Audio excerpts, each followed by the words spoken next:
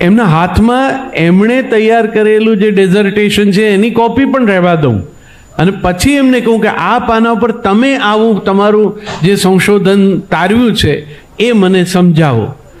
હવે એ આખી વાત અંગ્રેજીમાં કહીએ તો એને મૂંઝવણ થાય. એણે તૈયાર કર્યું છે પેપર અંગ્રેજીમાં, પણ એ કટ પેસ્ટનો સંસ્કાર છે એટલે એણે પોતે ચોંટાડ્યું છે, વાંચ્યું નથી. એટલે વિચારવું તો પછીની વાત છે, પછી એ મૂંઝાય છે. કેટલાક એવા હોય છે કે જેમને આવડતો હોય વિષય, પણ એમને એમ થાય કે હું અંગ્રેજીમાં બોલવા જાઉં છું તો નહીં બરોબર કહી શકું, અને પછી મૂંઝવણમાં એ હાથમાં આવેલી તક ગુમાવે. એવી વખતે આત્મવિશ્વાસ સાથે તમને જે ભાષા આવડે છે એ ભાષામાં તમારી રજૂઆત કરો. મને તો શ્રદ્ધા છે કે ઇન્ટરવ્યૂ લેનારાઓ દરેક જણ આવનાર વ્યક્તિને અંગ્રેજી સરસ આવડવું જ જોઈએ એવા આગ્રહથી નથી બેસતા. એમને જે પ્રતિભાની જરૂર છે એ જો તમારામાં હોય તો ભાષા તો એક માધ્યમ છે, એક ટૂલ છે, સમયાંતરે શીખી શકાય એવી છે. તમારું પોસ્ટિંગ કોઈ બીજા રાજ્યમાં થાય, આપણા બધા આઈએએસ મિત્રો છે, આઈપીએસ મિત્રો છે, એ બધાની તો શરતનો ભાગ છે કે એમણે ગુજરાતી શીખી લેવું જોઈએ. પરિણામે કેમેરા સામે પણ એ જરાય સંકોચ વગર એમને જે રીતે ફાવે છે એ રીતે ગુજરાતીમાં ઉત્તર આપે છે. તો જે સર્વોચ્ચ પદ છે એમાં પણ માતૃભાષા જે તે વિસ્તારની એ શીખવી એ અનિવાર્ય શરત છે. તમારે શેને માટે મોડા પડવું જોઈએ? જો તમે ગુજરાતમાં જ રહેવાના હો, ગુજરાતમાં કામ કરતા હો, તો ગુજરાતીઓ તો નોકરીઓ આપે છે, ગુજરાતીઓ નોકરીએ રાખે છે. ગુજરાતી નોકરી કરવા એમને ત્યાં જાય તો એને ખબર છે કે મારા સાહેબ, મારા શેઠ, મારા માલિક જે કોઈ છે તે ગુજરાતી સમજે તો છે. તો શેને માટે આપણી ભાષા વિશે સંકોચ અનુભવવો? મારી ભાષા એ જે આખા આજના વક્તવ્યનો પ્રથમ ભાગ છે એ મારા માટે એટલા માટે અગત્યનો છે કે એનો ગૌરવબોધ ઓછો થઈ ગયો છે. એટલે જ પેલી મારી આશા વિશે આપણને ચિંતા થાય. આ ભાષાનું ગૌરવ કરો. જગતના ઉત્તમ સર્જકોએ એમની ભાષાઓમાં જે કામ કર્યું છે ને એનાથી દોરાવાય ઓછું કામ અહીંયા નથી થયું. આજ મહારાજ જલ પર ઉદય જોઈને ચંદ્રનો હૃદયમાં હર્ષ જામે, આવી પંક્તિ જે ભાષા કહી શકે. કામિની કોકિલા કેલી કૂજન કરે, સાગરે ભાસતી ભવ્ય ભારતી. અને બધા કરતા બહુ પહેલા તો નરસૈયો આવીને એમ કહી ગયો, ચિત્ત ચૈતન્ય વિલાસ તદ્રૂપ છે, બ્રહ્મ લટકા કરે બ્રહ્મ પાસે. આવું કોસ્મિક વિઝન એ આ ભાષામાં ઉતરી શકે. હમણાં આદરણીય ગૃહમંત્રી શ્રી અમિત શાહ આવ્યા ત્યારે એમણે કહ્યું કે આપણે ત્યાં મેડિસિનનો અભ્યાસક્રમ પણ ગુજરાતીમાં થઈ શકે એ માટે પાઠ્યપુસ્તકો તૈયાર થઈ રહ્યા છે. આ જ મંચ ઉપરથી તે વખતના ગુજરાત રાજ્યના શિક્ષણ મંત્રીએ અમારા બધા સ્નેહાગ્રહો અને વિનંતીઓ એમના કાને હતા અને એમનો પોતાનો પણ એ તરફ જોગ પણ હતો. તે જાહેરાત કરી કે હવે ગુજરાતી ભાષા, માતૃભાષામાં શિક્ષણ એ શાળા કક્ષાએ આપણે ફરજિયાત કરીએ. મારું તો એમને ત્યાં સુધી કહેવું હશે કે 8, 9, 10, 12 બંને ધોરણમાં છોકરાઓ ગુજરાતી ભણે એટલું જ નહીં, ગુજરાતી ભાષામાં પાસ જ થાય માત્ર એટલું નહીં, એ માર્ક્સ એમના તમારા તે પેલા પર્સન્ટાઇલ જે કંઈ કાઢો છો એમાં ગણવાનું રાખો, એટલે જરા વધારે ગંભીરતાથી ભણે આ ભાષા. તમે આ ભાષામાંથી કશુંક મેળવવાના છો એવી તમને જ્યારે ખાતરી થશે ને, આપણે અમદાવાદીઓ ગુજરાતીઓ વ્યવહારુ માણસો છીએ, આપણને ખબર છે કે આમાંથી કંઈ મળે એવું હોય તો કરવામાં કંઈ ખોટું નહીં. તો આ ભાષા શીખવાથી તમને 2 માર્ક વધારે મળે એવું જો હોય તો તમે આ ભાષા ગંભીરતાથી શીખશો. બીજું, આ શીખવવી પડે એવી છે નહીં, આ તો માતૃભાષા છે.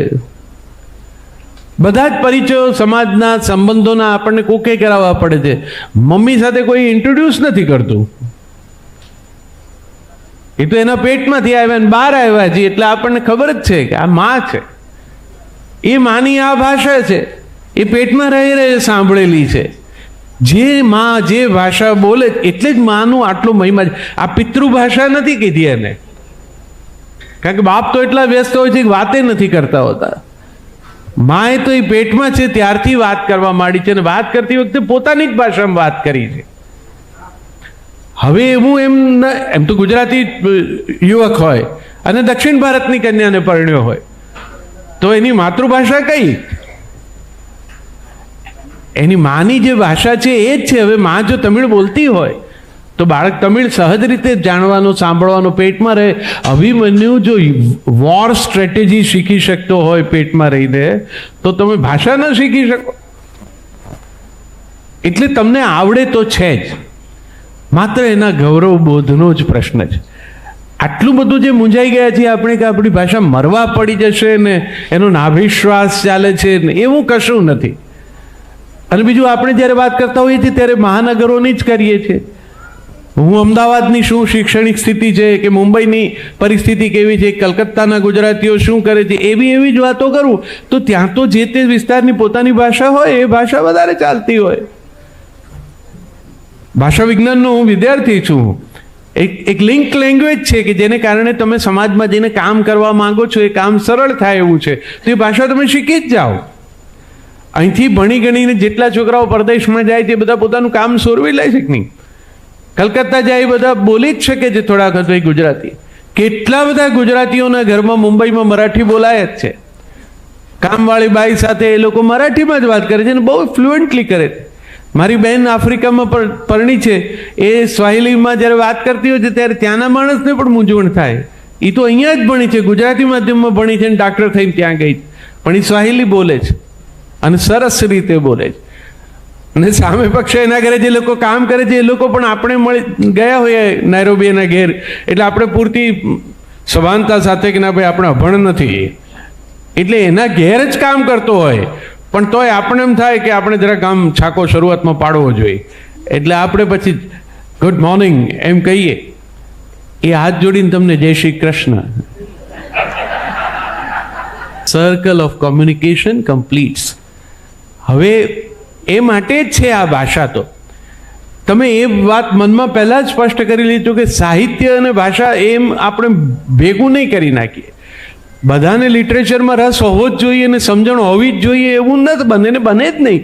તમે ગુજરાતી માધ્યમમાં ભણ્યા છો ને તમારા વર્ગમાંથી તમે કદાચ કવિતામાં રસ પડ્યો, તમારી જ બાજુમાં બેન્ચમાં બેસતો તમારી સાથીદાર હોય એ કંઈક ગણિતમાં રુચિ ધરાવતો હોય, એ કંઈક બીજી પ્રવૃત્તિમાં એને વધારે રસ હોય, એટલે એક જ ખંડમાં એક જ શિક્ષક એક જ વિષય ભણાવે તો પણ એને ઝીલનારાના રસરુચિ અનુસાર એ જાય.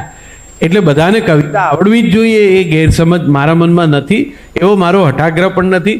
મારી ભાષા આવડે એને કાંત અને કલાપીની કવિતા આવડવી જ જોઈએ એવો ખોટો ખ્યાલ મારા મનમાં જરાય નથી. કારણ કે જેટલાને અંગ્રેજી આવડે છે એ બધાને વર્ડસવર્થ અને શૈલીની ખબર નથી.